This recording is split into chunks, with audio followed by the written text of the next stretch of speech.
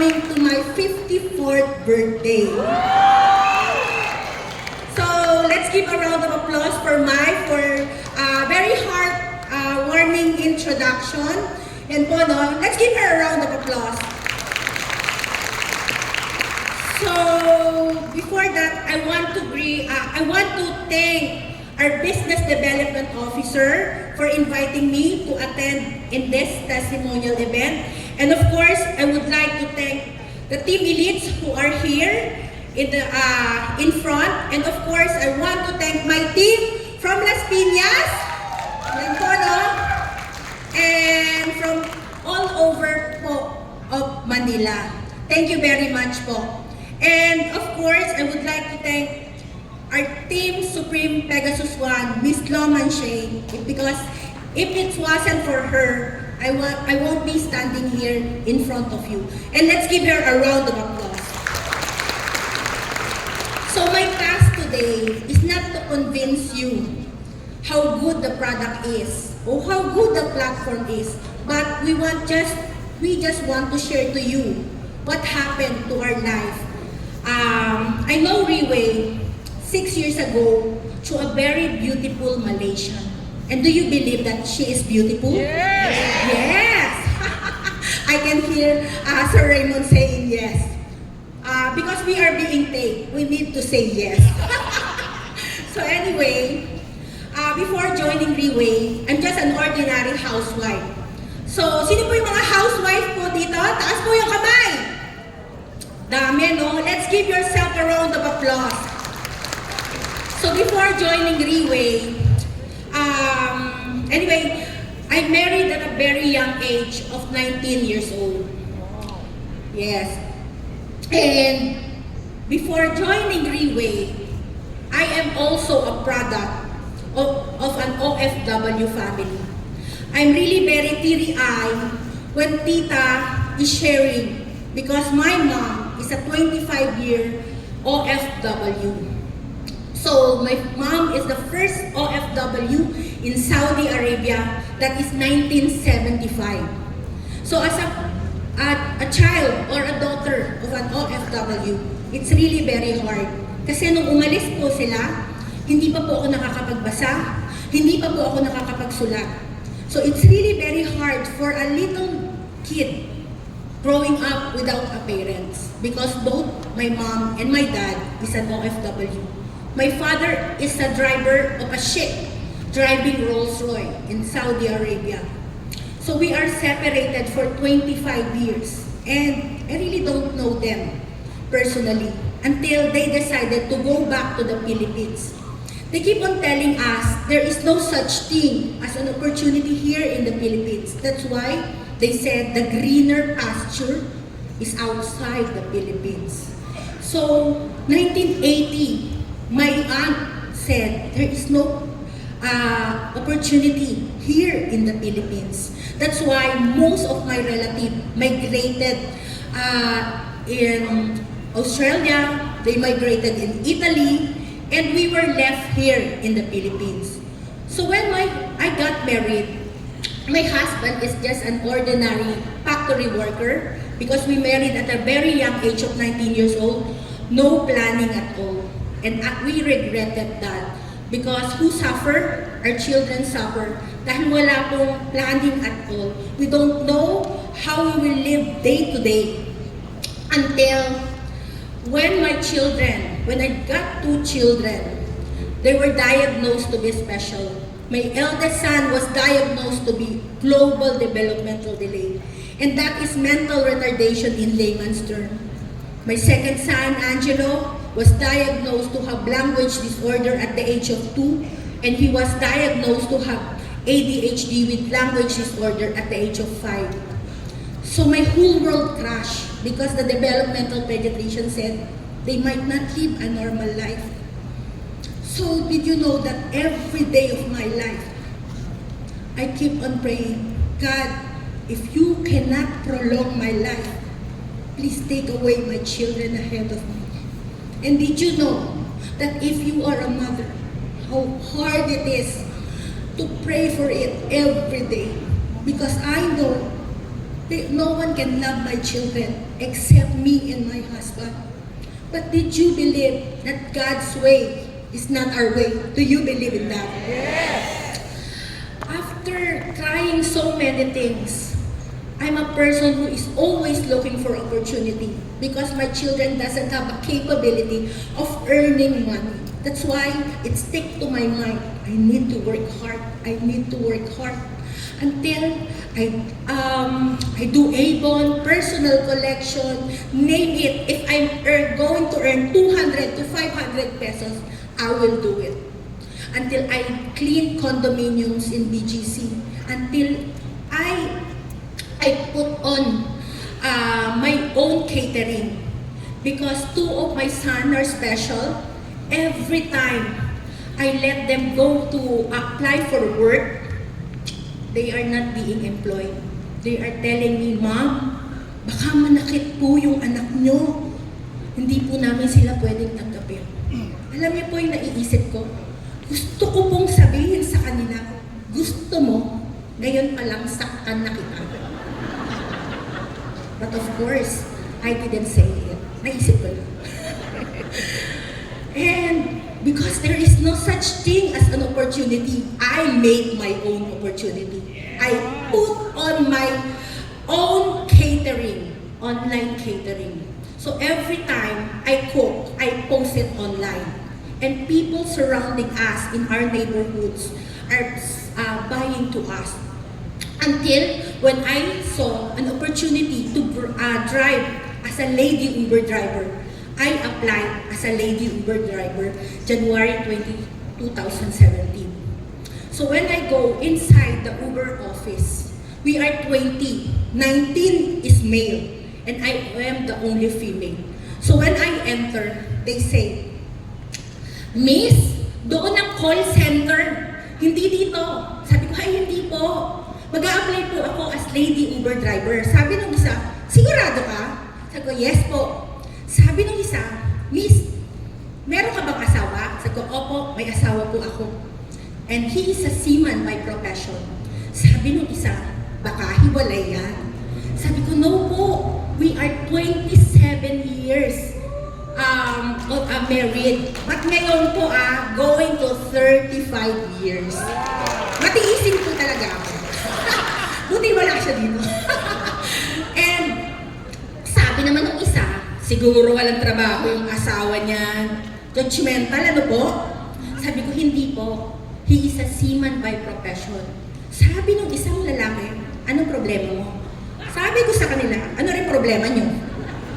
So, because in our society, if you are a housewife, dapat sa bahay ka lang. Correct? If you are a doctor, dapat doon ka lang sa hospital. Or if you are an engineer, you do your business as an engineer. But wala pong makakapagsabi sa atin ano ang kaya mong gawin as a person. So when I applied as a lady Uber driver, after driving for almost 8 months, I met this lady. Actually, I almost missed this opportunity because when she texted me, it's in English. She said, Ate, you don't need to turn right. You need to U-turn, and that other road is black. You need to left turn. Sabi ko, ay, dami namang ano na to. Dami naman sinasabi nito. I-cancel ko kaya. But when I saw her picture, luckily, she's charming. Sabi ko, okay, she's a lady. I'll accept it. And when she ride in my Uber, did you know what? What she did? Do you know what she did? She put on her luggage at my back and sit in front. And when I started to drive, she's starting to speak. And she keeps on speaking and I don't like to answer. Anong niya bakit? It's in English. Gusto mo magsalita ng English? Nosebleed, no? But because I'm already 6 years here in Riway International and we are being trained to be a world-class business leader, we need to speak in English. So because we have foreigners who travel to attend this testimonial event. So anyway, when she drive by Uber, she asked personal question which I really doesn't want to answer. Until she asked me, Ate, did you know stem cell therapy? Sabi ko, yes, I know. And she said, do you know it's already oral? Sabi ko, nako, eto na. Gogoyoin ako nitong Malaysian na to. Diba? Scammer to, scammer. And she said, Ate, there is an oral stem cell therapy, and she conducted a presentation. So, since I'm a registered midwife by profession, I understood. But when I asked her how much is one bottle, did you know what I did? I break. And you know, her head, muntik my head back. And she said, oh, very dangerous. She said that, naku, driver lady, naku, dangerous in driving. But she continued it. And then, she said, the product is from Singapore, and it is a bio-research company. And sabi niya, and our company is from Singapore and a bio-research company. So, I started to ask, can I buy one bottle? Because she doesn't know. Before driving Uber, I suffered from adenomyosis, endometritis, polyps, and ovarian cysts that leads to my operation. At the age of 45, I was surgically menopaused because they found out there is a cancer cell in my ovarian. So they removed it. You know, after suffering that condition, naisip ko, maybe hindi ako tatagal until 50 years old. That's what I do. I buy St. Peter. Sabi ko sa asawa ko, anything happens to me, my St. Peter is under the bed. And did you know that my youngest son, that time, he is crying. Kasi para po ako nauubos na kandila. And I asked him, anong ginagawa mo? Nanay, I am praying for you. Because, sabi niya, pwede ba, huwag ka munang mamamatay. Because, sabi niya, yung kuya ko, dalawa is special, and tatay is not here. You know, as a mother, para kong kinurot. Sabi ko, oo nga no, anong ginagawa ko? Instead of I am taking care of my children, my two special children are taking care of me. And I'm not doing anything. So I gather my strength until I finally tried Uber. And luckily, and I'm really very blessed, that I met our team Supreme Pegasus 1, Miss Lomacho. And you know, she keeps on inviting me for 6 long months, not knowing what she's sharing to me could change our whole family's life 180 degrees. So, sabi ko nga po if I only knew what you're sharing to me could change our whole family's life 180 degrees, I will buy ticket to Sabah, Malaysia, and ask you, how can I do Riway? Did you know, now, we are no longer doing Riway for ourselves, but we are doing Riway because there are people who trusted us and believe in us in Riway International. You know, did you know that the red car churi? Did you know red car churi? Did you heard of it? That pag nakakita po kayo all the way here, pag nakakita ka ng one red car, we are going to pay you 1,000 pesos. So, anong gagawin mo? You need to look for a red car. So, when you come in here, sasabihin mo sa amin, I found 10 red cars. Di ba po? We, all of us, are looking an opportunity.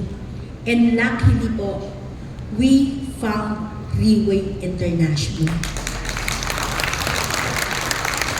When I joined in here in Riway International, I started with nothing. I attended just an LTS. Shane invited me. She texted me and she said, Ate, if you happen to be near in our office, I'm inviting you to a leadership training seminar. And naisip ko, tangay talaga tong babaeng to.